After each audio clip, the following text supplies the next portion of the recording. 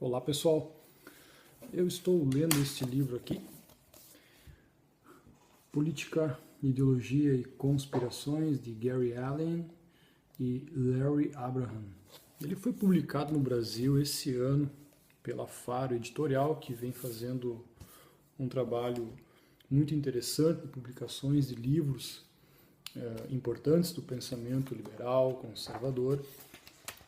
Publicou primeiramente o livro A Lei do Bastiat, depois esse ano saiu este livro e agora, mais recentemente, outro livro que a Faro publicou foi Os Erros Fatais do Socialismo, do Hayek, que foi o último livro que o Hayek escreveu, publicado no fim dos anos 80, um pouco antes da morte do economista austríaco.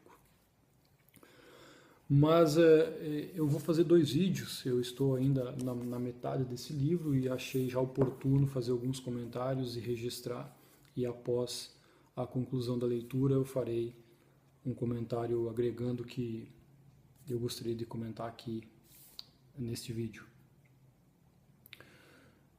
Existe entre o meio liberal brasileiro a ideia de que o movimento histórico e no âmbito da política e da economia acontece devido a um desenvolvimento de fatores não premeditados, como Hayek diria, uma ordem espontânea que evolui ao longo do tempo sem ser delineada propositadamente por alguém ou por uma instituição ou um governo. E os liberais, via de regra, até pela bagagem de leitura que se concentra apenas nos autores liberais, por melhores e mais interessantes que eles sejam no âmbito daquilo que eles estudam, que é a economia, acabam aderindo a essa ideia de que, de fato, o desenvolvimento histórico da economia, da sociedade, da política se dá primordialmente por fatores não intencionais e espontâneos. Eu mesmo já acreditei nessa perspectiva de entender o desenvolvimento da história, até porque eu só tinha leitura de autores como Mises, Hayek e outros liberais que trazem essa interpretação do desenvolvimento das sociedades. Ocorre que a história realmente ela é pautada por 2 fatores. Existem fatores construídos e delineados por certos agentes históricos que influenciam e determinam fatores importantes do desenvolvimento histórico, mas que também, por vezes, tais delineamentos são surpreendidos e desviados pelas influências não intencionais também derivadas da ação humana. Há uma certa combinação dos 2 fatores, embora uns predominem mais, outros menos, conforme as circunstâncias. O fato é que existe sim uma série de fenômenos históricos importantes e fundamentais que foram delineados por certos agentes políticos, religiosos, ideológicos, financeiros e econômicos, que não passou por um fenômeno meramente espontâneo e não intencional, como os pensadores liberais nos querem fazer crer a partir de sua teoria de que a história é o desenvolvimento de uma ordem apenas espontânea. E esse livro aqui, ele cumpre de maneira esplêndida a explicação e a demonstração de como que certos agentes históricos não apenas influenciaram o desenvolvimento da história, mas pautaram grandes acontecimentos. E eu vou citar pelo menos 3, que depois eu vou passar ao comentário. O primeiro deles, a grande crise de 1929. Não foi apenas uma crise decorrida de uma ingerência das autoridades monetárias americanas, notadamente do Federal Reserve, o Banco Central, que ingenuamente acreditava que expandindo a oferta de moeda geraria um crescimento econômico e que não ocorreria uma crise. Muito pelo contrário, eles sabiam exatamente que a expansão da oferta monetária causaria uma grande crise econômica. E esta grande crise econômica foi premeditada por estes agentes dentro do Banco Central americano. Mais que isso, a própria criação do Banco Central americano foi uma criação deliberada dos grandes banqueiros americanos para concentrar e garantir o seu poder sobre a atividade financeira e econômica dos Estados Unidos e impedir e limitar a atividade e o surgimento de concorrentes para esses grandes bancos. J.P. Morgan é um dos nomes mais famosos dessa conspiração. Aqui nesse livro está tudo bem explicadinho. Outro fenômeno histórico fundamental foi a própria Revolução Russa de 1917, que ordinariamente estudamos e acreditamos que tenha sido uma revolução provocada por intelectuais e líderes políticos comunistas, mas que queriam sucumbir o capitalismo e combater o capitalismo, as grandes corporações e o monopólio de grandes empresas que o capitalismo inevitavelmente constrói. Aqui neste livro, os autores nos mostram que a Revolução Russa foi financiada pelos mesmos grandes banqueiros internacionais que fundaram o Federal Reserve americano. J.P. Morgan, Jacob Schiff, entre outros grandes banqueiros, financiaram na ordem de 20 milhões de dólares o próprio Lenin, que saiu da Europa e foi para a Rússia para derrubar o regime czarista e implantar o socialismo, financiado por Jacob Schiff, com 20 milhões de dólares. O objetivo desses grandes financistas americanos e europeus com a Revolução Russa era, ora, implantar o próprio Banco Central, que não existia na Rússia, e controlar esta importante região do planeta também, do ponto de vista financeiro e econômico, para consolidar o seu poder no seu objetivo maior, que é o poder global. E está tudo aqui documentado neste livro.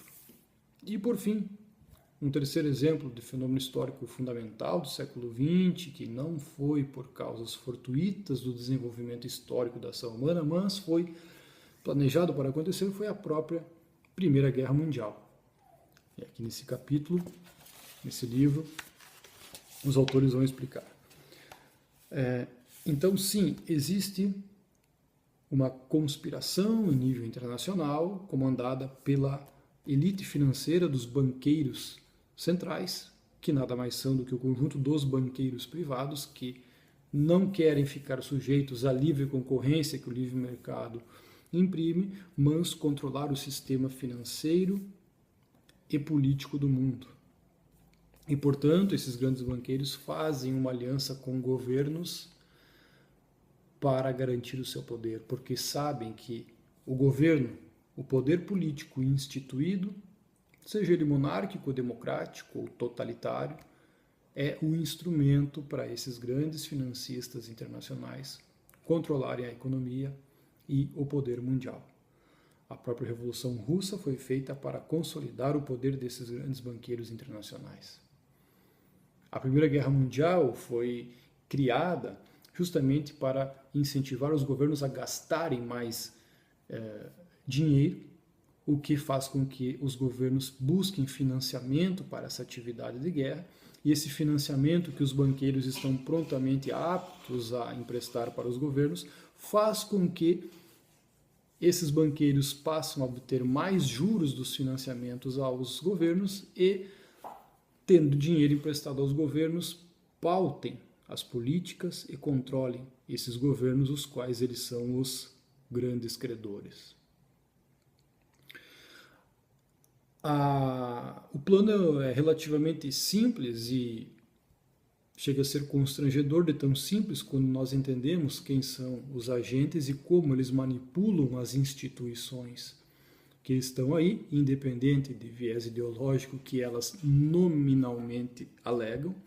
E esta denominação nominal e autorreferenciada que determinadas ideologias, regimes e partidos alegam, serve no fim das contas para a distração do público. Esquerda, direita, capitalismo, socialismo, anima o público, enquanto os grandes banqueiros controlam e dominam todo o desenvolvimento da atividade política, financeira e econômica dos países, buscando um plano comum que é um poder global que se sobrepõe às soberanias nacionais, e esses passam a consolidar o seu poder ao longo dos tempos e evitando que a concorrência ou um outro poder destitua-os, essas grandes famílias, essas grandes oligarquias do mercado financeiro, de seu poder sobre a atividade econômica que elas detêm e da atividade política, que é o canal pela qual esses grandes banqueiros manipulam o jogo no qual todos nós estamos submetidos. Então, o primeiro comentário sobre esse livro era isso. Eu recomendo fortemente para quem tem interesse e principalmente para quem, assim como eu, tem uma leitura prévia em autores liberais que nos incutem a falsa noção de que a história é pautada por fenômenos espontâneos e não intencionais. E quando a gente começa a estudar de forma mais aprofundada, a gente vê que, infelizmente, não é bem assim. Cumpre dizer que o maior especialista nesse tipo de assunto no Brasil é, notadamente, Olavo de Carvalho. Ele cita esse livro num artigo que ele publicou em 2006, Os Inventores do Mundo Futuro. Ele publicou em 2006 esse artigo sobre esse assunto e comenta este livro que ainda não tinha no Brasil. Esse livro foi publicado no Brasil somente agora. Vale dizer que esse livro foi publicado nos Estados Unidos em 1971, portanto, há quase 50 anos atrás. Esse assunto é público para quem se dedica ao assunto com seriedade. E é lamentável que somente após 50 anos eu fico sabendo disso aqui e perceber o quão atrasados nós estamos em conhecer a quem manda no mundo, de fato. Então, ao mesmo tempo que é gratificante e esperançoso, né, termos esse livro à disposição agora no Brasil, publicado pela Faro Editorial, que já vem fazendo um belo trabalho de publicar outros autores também. Então, fica aqui o comentário.